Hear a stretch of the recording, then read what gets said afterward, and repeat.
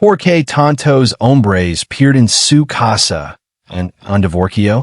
Imagina una escena típica de una película de drama familiar. Un hombre de mediana edad, con el rostro marcado por el estrés o la fatiga.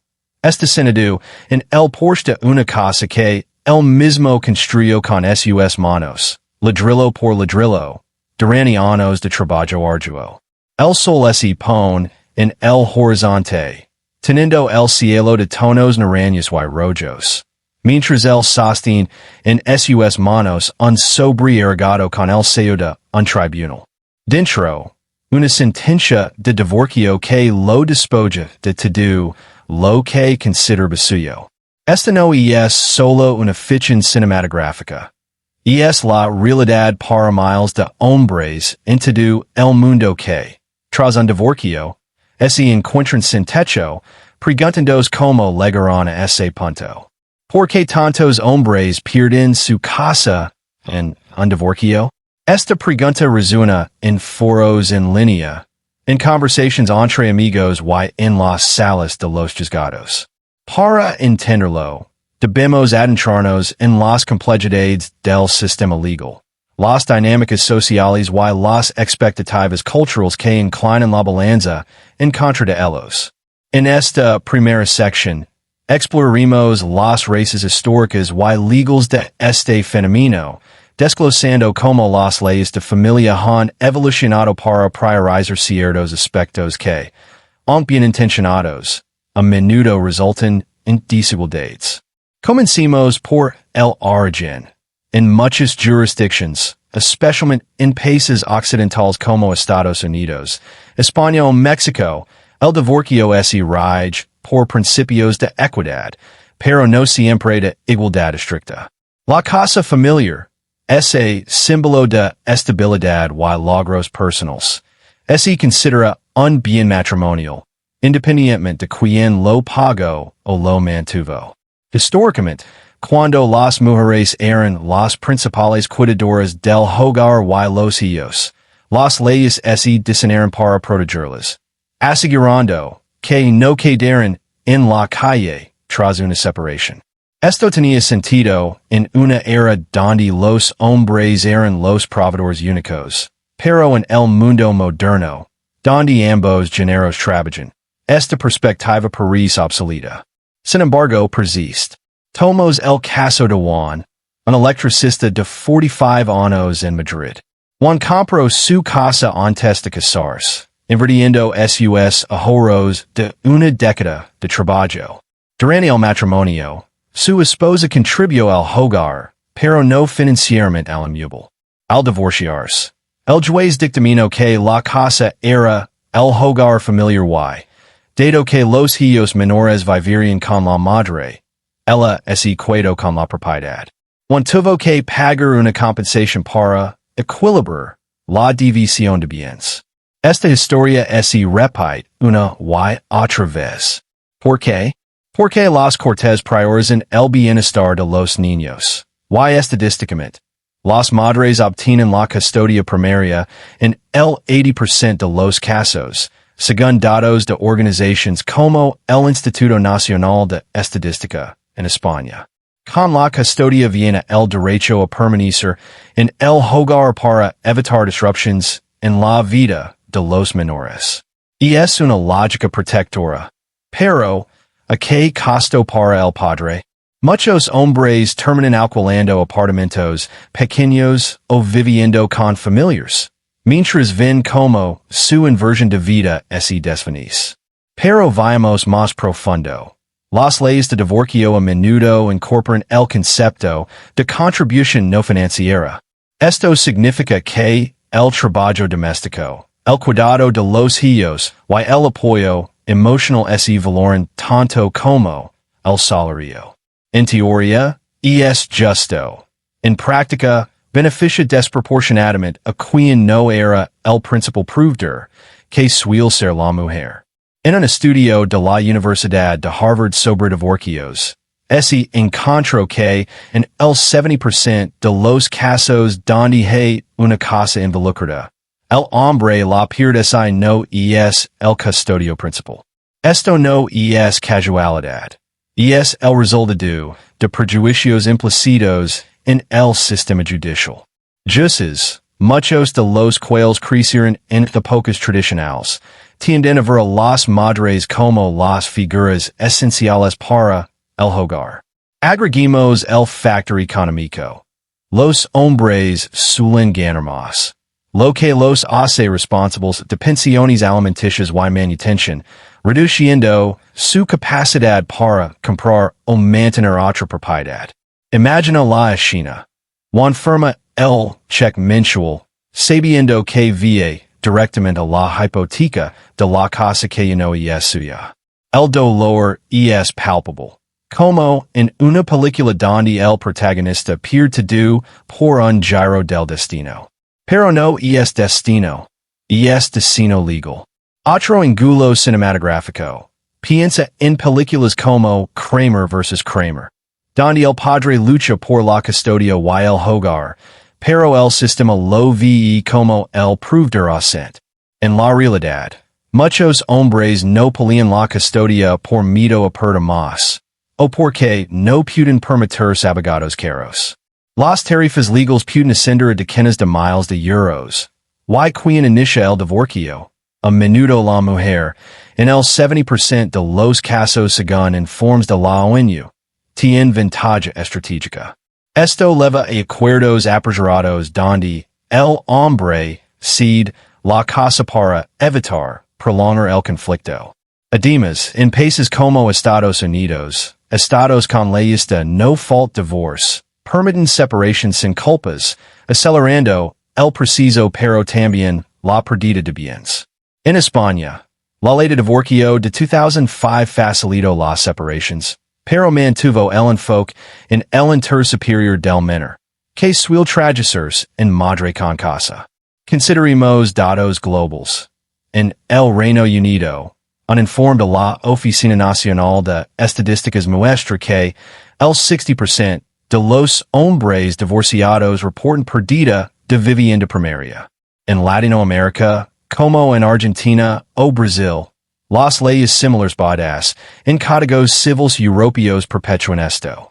Pero, ¿hay sesgos de género? Absolutamente. Estudios de género en derecho familiar indican que los hombres son percibidos como menos nutrientes, lo que afecta las decisiones judiciales. En una narrativa cinematográfica, veríamos flashbacks de Juan trabajando horas extras para pagar la hipoteca, solo para que, en el presente, sea expulsado. El guion se escribe con tinta de injusticia percibida. Para hacer esto engaging, imaginemos diálogos internos. Como es posible que después de 15 años de matrimonio, me quede en la calle mientras ella se queda contigo? Pregunta Juan en su mente. Esta sección busca iluminar estas dinámicas, no para culpar, sino para entender. Seguimos explorando el rol de los bienes prematrimoniales. En muchos casos, incluso si la casa era del hombre antes del matrimonio, si se usó como hogar familiar, se convierte en bien ganancial. En California, por ejemplo, la transmutación legal puede cambiarlo. En Europa, directivas de la UE enfatizan la equidad, pero en práctica, favorecen el custodio. Otro factor, la valoración de la propiedad.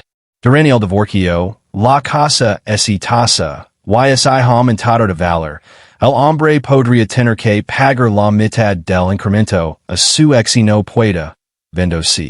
Escenas dramáticas de subastas judiciales vienen a la mente. Además, en divorcios contenciosos, las órdenes temporales permiten a la mujer quedarse en la casa durante el proceso, estableciendo precedentes. Muchos hombres se mudan voluntariamente para evitar tensiones, perdiendo derechos possesorios. Estadísticas de la Asociación Americana de Psicología muestran que esto afecta la salud mental masculina, con tasas de depresión post-divorcio más altas en hombres sin hogar estable. En un enfoque cinematográfico, La cámara enfoca el rostro de Juan mientras empeca sus cosas. La música suele con notas melancólicas. Pero no todo es sombrío. Algunos hombres negocian comprar la par de la ex, pero require liquidez que no siempre tienen. En resumen, esta primera part revela como las leyes, diseñadas para proteger, a menudo desprotegen a los hombres en el ámbito del hogar. Continuando con nuestra exploración cinematográfica, imaginemos una secuencia de montaje impactante. Hombres de diferentes edades, proficientes y ciudades caminando solos bajo la lluvia torrencial, arrastrando maletas pasadas por aceras gris. Mientras la cámara intercala flashbacks vibrantes de ellos riendo con sus hijos en el jardín de una casa llena de luz y recuerdos. La música de fondo, un piano melancólico con cuerdas crecientes, subraya la pérdida profunda que sienten. Esta no es solo una escena de película. Es el eco de miles de historias reales que explican por qué tantos hombres terminan sin su casa tras un divorcio. En esta segunda sección, nos sumergiremos en las historias personales, los factores psicológicos y las dinámicas sociales que agravan esta situación, haciendo que el proceso sea no solo legal, sino emocionalmente devastador. Tomamos el caso de Carlos, un ingeniero civil de 48 años en Ciudad de México. Carlos compró su casa con esfuerzo propio antes del matrimonio. La remodeló con sus manos los fines de semana y la convirtió en un hogar acogedor para su familia. Durante 20 años, trabajó turnos extras para pagar la hipoteca, mientras su esposa se dedicaba principalmente al cuidado de los dos hijos. Cuando él pidió el divorcio, alegando incompatibilidad, el juez otorgó la custodia principal a la madre, argumentando estabilidad para los niños. La casa, valorada en millones de pesos, se quedó con ella porque era el hogar conyugal. Carlos tuvo que mudarse a un departamento rentado en las afueras, pagando además manutención que consumía la mitad de su salario. Como es posible que mi sacrificio de toda una vida se evapore en un juicio de meses? Se pregona Carlos en silencio, mirando fotos antiguas en su nuevo y vacío apartamento. Esta narrativa se repite en innumerables vidas. Otro ejemplo poderoso es el de Miguel, un profesor en Barcelona, España. Miguel y su esposa comparten gastos, pero él era el que aportaba el 70% del ingreso familiar. Al separarse, ella presentó evidencias de su rol como ama de casa, incluyendo el cuidado emocional de la familia, y el tribunal lo valoró como contribución equivalente. Miguel perdió la casa que heredó parcialmente de sus padres, porque se consideró bien ganancial por haberle usado como residencia familiar. Ahora vive en una habitación alquilada, mientras en redes sociales como su ex esposa organiza fiestas en su antigua casa.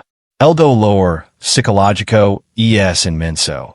Estudios de la Asociación Americana de Psicología revelan que los hombres divorciados experimentan tasas de depresión un 50% más altas cuando pierden la vivienda principal, siendo no solo pérdida material, sino de identidad y raíces. Socialmente, existe un estigma que presiona a los hombres a no cuidarse.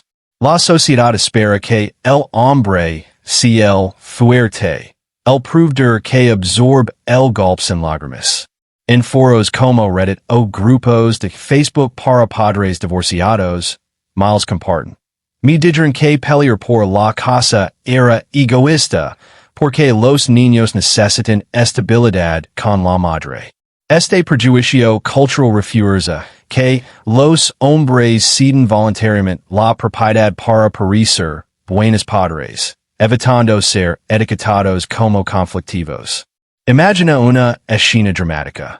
Miguel en la corte, su abogado susurrando si insists en la casa, podrías perder visitas con los hijos. Con el corazón apretado, firma el acuerdo. Los factors emotionals juegan un rol clave. Muchos hombres educados en roles tradicionales no documentan sus contribuciones domésticas, asumiendo que su trabajo externo basta. Pero en juicio, las madres suelen presentar diarios, fotos o testimonios que destacan su rol nurturant, inclinando la balanza. En un informe de la Organización para la Cooperación y el Desarrollo Económicos, OCDE, se indica que, en países miembros, las mujeres obtienen custodia exclusiva o primaria el 75 to 85% de los casos, directamente correlacionado con la asignación del hogar familiar. Esto crea un ciclo vicioso. El hombre pierde la casa, su estabilidad financiera se resquebraja, afectando su capacidad para visitar o mantener a los hijos, lo que a veces se en contrasia en revisiones futuras. Pensemos en David, un empresario en Buenos Aires, Argentina. David construyó su casa desde cero, invirtiendo todo su capital inicial en un negocio. Tras el divorcio, su ex obtuvo la casa por los hijos adolescentes, while tuvo que vender activos para compensarla. Ahora, endeudado y en un alquiler precario, lucha por reconstruir su vida. La cámara cinematográfica Zoamiria, en su rostro irrigado por el insomnio, mientras recuerda escenas familiares en la mesa que no es suya. Otro angulo social. La influencia de los abogados y mediadores. En muchos casos, los profesionales recomiendan a los hombres aceptar la pérdida de la casa a cambio de reducir pensiones o evitar juicios largos y costosos. Y es más barato cederla que pelear. Dicen, sabiendo que el sistema favorece al custodio. En Estados Unidos, datos del Census Bureau muestran que el 55% de los hombres divorciados viven en vivienda rentada post-separación, versus solo el 35% de las mujeres. En Europa, informes de Eurostat confirman tendencias similares. Psicológicamente, esto genera resentimiento acumulado, alienación parental y hasta riesgos de salud, como aumento en suicidios masculinos post-divorcio, según la Organización Mundial de la Salud. Imagina un monólogo interno de David. Trabajo como loco para darles lo mejor, y ahora soy el villano que pega desde afuera. Las dinámicas de poder en el matrimonio también influyen. A menudo, las mujeres inician el divorcio en el 70% de los casos por informes globales, preparándose con antelación. Consultan abogados, reúnen documentos y a veces establecen residencia exclusiva en la casa antes de anunciar la separación. Esto crea hechos consumados que los jueces respetan. Hombres sorprendidos reaccionan emocionalmente, cometiendo errores como mudarse inmediatamente para dar espacio, perdiendo posición efectiva. En una narrativa engaging, veríamos a Carlos empacando de noche, lagrimascando mientras deja atrás trofeos y recuerdos. Socialmente, amigos y familia prisionan, deja por los niños, ignorando el impacto a largo plazo en el padre. Esto perpetúa el ciclo. Hombres en casa luchan por rehacerse, afectando su autoestima y relaciones futuras. Estudios psicológicos de la Universidad de Stanford destacan como la pérdida del hogar simboliza fracaso masculino en culturas patriarcales residuales. Pero también hay resiliencia. Algunos hombres canalizan el dolor en activismo por reformas legales. En esta sección, hemos visto como lo personal se entrelaza con lo sistémico, haciendo la pérdida no solo de ladrillos, sino de alma. La pregunta persiste. ¿Es esto justicia verdadera o un desequilibrio que necesita corrección. Cierra los ojos y imagina la escena final de una película épica. Un hombre camina hacia el amanecer por una calle vacía. La cámara lo sigue en un plano largo mientras la música pasa de tonos menores a un acorde mayor lino de esperanza, simbolizando que, aunque ha perdido mucho, aún tiene fuerza para reconstruir. Esta tercera sección es precisamente eso. El cierre esperanzador y práctico de nuestra historia. Aquí hablaremos de soluciones reales, estrategias preventivas, reformas posibles y, sobre todo, como los hombres pueden protegerse o recuperarse cuando enfrentan un divorcio que amenaza con quitarle su casa. No todo está perdido. Hay caminos adelante. Comencemos por lo preventivo, porque la mejor defensa es una buena preparación. Muchos hombres cometen el error de entrar al matrimonio sin pensar en el peor escenario. En países como España, México, Argentina o Estados Unidos, formar un acuerdo prenupcial o un régimen de separación de bienes puede cambiar radicalmente el resultado. Imagina a Pablo, un arquitecto de Valencia que, antes de casarse, conversó abiertamente con su pareja y firmaron capitulaciones matrimoniales. Cuando años después se divorciaron, la casa que él había comprado antes del matrimonio permaneció íntegramente suya, porque nunca entró al régimen de ganancias. Pablo pudo venderla, mudarse y empezar de nuevo sin dudas emocionales y financieras abrumadoras. Los prenupciales no son falta de confianza, son planificación inteligente. En México, el Código Civil permite elegir separación de bienes desde el inicio, y cada vez más parejas jóvenes lo hacen.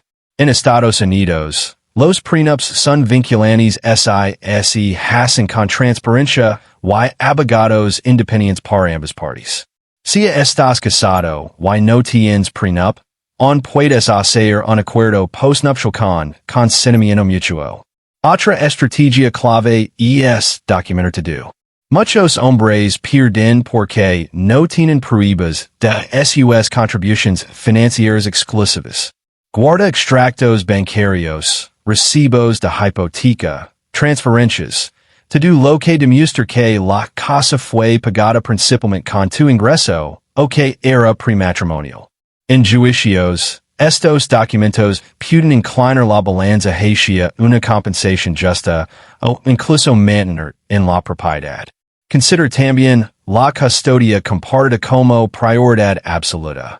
En los últimos años, leyes en España, desde la reforma de 2005 y posteriores sentencias del Supremo, México, reformas al Código Civil Federal, y varios estados de EU, favorecen cada vez más la custodia compartida cuando ambos padres lo solicitan y demuestran capacidad.